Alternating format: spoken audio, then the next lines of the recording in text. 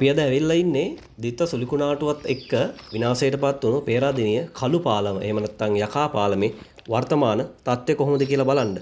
ඉතින් අපි ගිහින් බලමු. ඉතින් මම පාලම ගාවට ඇවිදයි යන ගමන් මේ පාලමේ ඉතිහාසය චුට්ටක් ඔයාලට මතක් කරන්නම්. මේ පාලම ඉස්සරම හදන්න පටන් අරන් තියෙන්නේ ඉංග්‍රීසි පාලන සමයේ 1865 සහ 66 කාලේ. ඉතින් ඒ කාලෙත් මේ මහවැලි ගඟේ වතුර තමයි මොවුන්ට විශාලතම අභියෝගය වෙලා තියෙන්නේ. ඉතින් වියලි කාලේ තමයි ගොඩක් වෙලාවට මේ පාලමේ වැඩ කටයුතු සිද්ධ කරලා තියෙන්නේ. 1865 මාර්තුවල තමයි පාලම හදන්න පටන් ගන්න තියෙන්නේ. එහෙම කරලා 1866 වියලි කාලයේ අවසාන වෙනකොට වුන් පාලමේ වැඩ කටයුතු අවසන් කරලා මේක පාවිච්චිට අරගෙන තියෙනවා. නමුත් එතනින් පස්සේ අවුරුදු 30ක් විතරයි පාවිච්චි කරලා තියෙන්නේ. නැවත 1890 දශකයේදී ප්‍රතිසංස්කරණය කිරීමක් කරලා තියෙනවා. එතනදී පරණ පාලම ගලවලා අයින් කරලා ලැටිස් ටයිප් පාලමක් තමයි යොදලා තියෙන්නේ. ඒ පාලමේ වැඩ කටයුතු 899 අවසන් වෙලා තියෙනවා. එතන ඉඳලා 1947 වෙනකන් මේ පාලම පැවතිලා තියෙන්නේ. 47 ගම් වතුරට මේක සම්පූර්ණයෙන් විනාශ වෙලා යනවා. නැවත 47 ඉඳලා 52 වෙනකන් මේ පාලම හදලා 52 ඉඳලා 2025 11 වෙනි මාසයේ අන්තිම සතිය වෙනකන් මේ පාලම ඒ විදිහටම පාවිච්චියට ගන්නුණා. දිත්ත සුලිකුණාටුව ඇවිල්ලා අද තියෙන තත්ත්වයට මේ පාලම ඇද දාන්නට සමත් වුණා. ඕක තමයි මේකේ කෙටි ඉතිහාසය. ඉතින් මේ තමයි මේ පාලමේ වර්තමාන නඩත්තු කටයුතු සිදු කරන නිලධාරීන්, කාර්මික ශිල්පීන් සහ ඒ අනිකුත් ආයතනවල සියලුම දෙනා ඔවුන්ගේ වෙහෙස මහන්සියෙන් තමයි මේ පාලම ඉදි වෙන්නේ.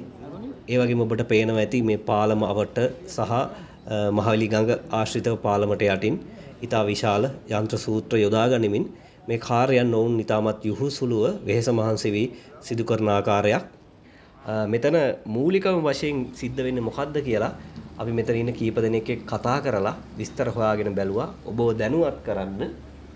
ඉතින් ඔබට පේනවා ඇති මෙතන පහලක් මහවැලි ගඟට යාබදව කූඩාරම් ඉදි කරලා ඔවුන්ගේ කාර්යයන් සිද්ධ කරගෙන යනවා. චුට්ටක් සිහියට ගන්න මීට මාසයකට කලින් කොච්චර වතුර ප්‍රමාණයක් මේ මහවැලි ගඟ ඉහළට ඔසවලා මේ දේවල් යට කරාද. නමුත් අද මහවැලි ගඟේ පාදමටම ගිහිල්ලා වගේ කූඩාරම් ඉදි කරගෙන වැඩ කරනවා. ඒ තමයි ස්වභාව ධර්මය. ඉතින් අපි අහලා බැලුව විදිහට මෙතන මූලික වශයෙන්ම සිද්ධ වෙන්නේ මේ යකා පාලම වෙනස් වෙන්න බලපාපු ප්‍රධානම කරුණ වෙන මේ යකා පාලමේ මැද කුළුනේ පාදමට සිද්ධ වෙලා තියෙන හානිය තක්සේරු කර ගැනීම තමයි මූලික වශයෙන්ම වෙන්නේ. ඉතින් මේ හානිය තක්සේරු කරගන්න අමාරුයි. මොකද මහවැලි ගඟෙන් පහළට ගලාගෙන එන විශාල ජල ධාරාව නිසා. ඉතින් මේ මහවැලි ගඟේ ගමන් මාර්ගයේ චුට්ටක් වෙනස් කරලා මැද කණුව පාදම දක්වා මතු කරගන්න තමයි ඔවුන්ගේ උත්සාහය. මොකද මේ වන විටත් පාදම ජලයේ ගිලී පවතින්නේ. ඉතින් මෙහෙම තියෙනකොට කිසිම කාර්යයක් සිද්ධ කරගන්න බෑ. මැද කණුව ඇද වෙලා තියෙන්නේ කුමන ආකාරයේ හානියක් පාදමට සිද්ධ වෙලාද කියන කාර්යය තමයි ඔවුන් මූලික වශයෙන්ම හොයන්නේ. ඉතින් අපිට පේනවා මෙතන මේ පහළ යන්ත්‍ර සූත්‍ර යොදා ගනිමින් වැලි, ගල්, මේ වාගේ පස්, මේ වාගේ ආදී යොදා ගනිමින් මේ මහවැලි ගඟේ මැද කොටස චූටි දූපතක් වගේ වෙන්න පුරවන ආකාරයක් ඔබට පැහැදිලිව දැක් ගන්න පුළුවන්. මේ පුරවන්නේ අතනර පාදව මතු කර ගැනීම සඳහා ජලයේ ගලා මේ මාර්ග සියල්ල අවහිර කරලා මේ පාදව මතු කරගෙන මෙතෙන්ට පිළියමක් හොදන්න.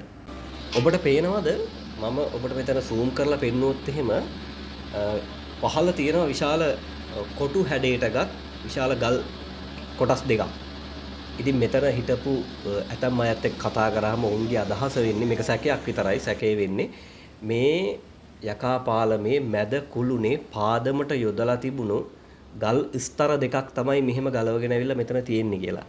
ඉතින් මෙන්න මේ ගල් කොටස් දෙක ගැලවී යාම ලොකු හේතුවක් වෙන්න පුළුවන් කියලා තමයි ඔවුන් කියන මේ පාදම ඇලවෙන්න. මොකද මෙවැනි ගල් කොටස් මේ අවට වෙන කොහෙවත් හොයාගන්න නැහැ. මේක විශේෂ ගල් කොටස් දෙකක්. ඉතින් මේක බොහෝ දුරට සැකපල කරන විදිහට මේ මැද කණුවේ පාදමින් ගලවගෙන ආපු ගල් කොටස් දෙකක් වෙන්න පුළුවන්. ඉතින් අපි තවදුරටත් ඇවිදගෙන ගියා මේ පාලම මැදට.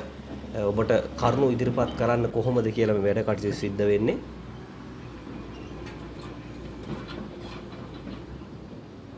ඔබට දැන් දකින්නට පුළුවන් මහවැලි ගඟේ ඉහළ ප්‍රදේශයට වන්නට කොහොමද වැඩ කටයුතු සිද්ධ වෙන්නේ කියලා යන්ත්‍ර සූත්‍ර යොදාගෙන ඉතින් මහවැලි ගඟ උඩ යකා පාලම මත සිට බලනකොට අපිට මෙහෙම තත්ත්වයක් තමයි දැක් ගන්නට පුළුවන් වෙන්නේ. ඉතින් අපි පාලමෙන් පහළට බැහැලා මෙතන පොඩ්ඩක් අවසර අරගෙන අපි ගිහින් බැලුවා කොහොමද මේ වැඩ කටයුතු සිද්ධ වෙන්නේ කියලා. ඇත්තටම හරි අමාරු කාර්යයක්. ඔවුන් ඉතාමත් හරි පරිස්සමට යහුසුලුව මහන්සියලා වැඩ කරනවා. ඒ පිළිබඳව අපි උන්ට ස්තුතිවන්ත වෙනවා. මම පොඩ්ඩක් zoom කරලා පෙන්නුවොත් මැද කණුව කොහොමද ඇලවෙලා තියෙන්නේ කියලා ඔබට ඇත්තටම පේනව නේද? ඉතින් මෙන්න මේ මැද කණුවට තමයි දැන් පිළියම් කරන්න යන්නේ. අර මම පෙර සඳහන් කරා වගේ මේ මැද කණුව නැවතත් තිබුණු තැනට ලෙවල් කරගන්න ඕනේ. මේ ලෙවල් කරගන්න නම් මෙතන වටේ පාදම හොයාගන්න මෙතන වතුර ටික අයින් කරලා මේක පාද ගන්න ඕනේ. ඒකට අවශ්‍ය මූලික කාර්යය තමයි මේ වෙන්නේ. ඉතින් මෙතන ඔබට පේනවා සුදු පාට රවුන්ඩ් තියෙනවා. ඒ වැලි කොට්ට ඒවා අපි හිතනවට වැඩිය ඉතා විශාල ප්‍රමාණයේ වැලි උර. ඉතින් මේ දේවල් භාවිතා කරලා මේ අවට තියෙන පස් ගල් මේ සියල්ලම පාවිච්චි කරලා මෙතන පාදම හොයාගෙන පාදමට අවශ්‍ය පිළියම කරන්න තමයි මුන් සූදානම් වෙන්නේ. ඉතින් මේක තමයි අද වෙනකොට පේරාදෙණියේ කළු පාලම නැත්තම් යකා පාලමේ තත්ත්වය. අපි ඉතින් ප්‍රාර්ථනා කරමු මේක හැකි ඉක්මනට හදලා ඉවර කරලා අපිට නැවතත් දුම්රියෙන් යකා පාලම මතේ යන්න ලැබේවා කියා. ඉතින් ස්වභාව ධර්මයෙන් නැවතත් මෙවන් විපත් නොවේවායි කියා ප්‍රාර්ථනා කරමින් ගිහින් එන්නම්. ඔයාලා හැමෝම පරිස්සමට ඉන්න. අපිව subscribe කරලා නැත්නම් subscribe කරලා තියාගන්න. තවත් අලුත්ම තොරතුරු අරන් අපි ආයෙත් දවසක ඔයාලා හම්බෙන්න එන්නම්. ජය වේවා.